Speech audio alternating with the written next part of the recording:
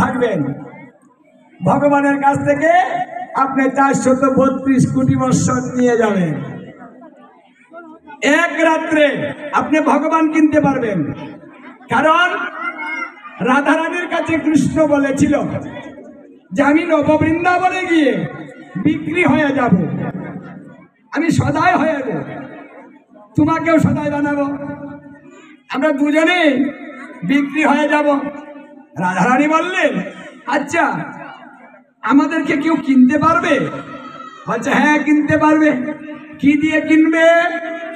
বলছে বৃন্দাবনে বসে যদি কোনো ভক্ত ভক্তিপূত ভাবে দুপুরটা নয়নের জল আমাকে দেয়, তোমাকে নিয়ে আমি তার ঘরে চলে যাব। কথাটা বুঝেছেন?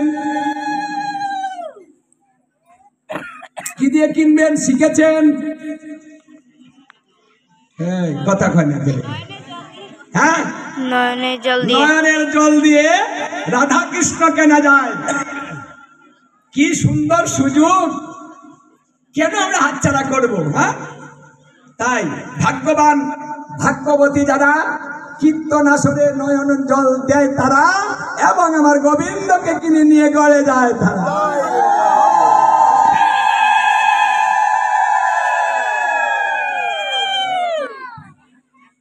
তাই বৈশাখ মাস প্রতিদিন ভোরে স্নান করবেন, তুলসী বৃক্ষের উপরে জন্নার উপরে জল দিবেন পরিবারের সবাই।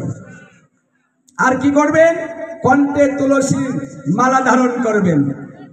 আর একাদশী ব্রত করবেন 8 বছর বয়স থেকে মৃত্যুর আগ পর্যন্ত। যে ব্যক্তি একাদশী ব্রত করে সেই ব্যক্তি সত্যযুগের ধর্ম করে 5000 বছর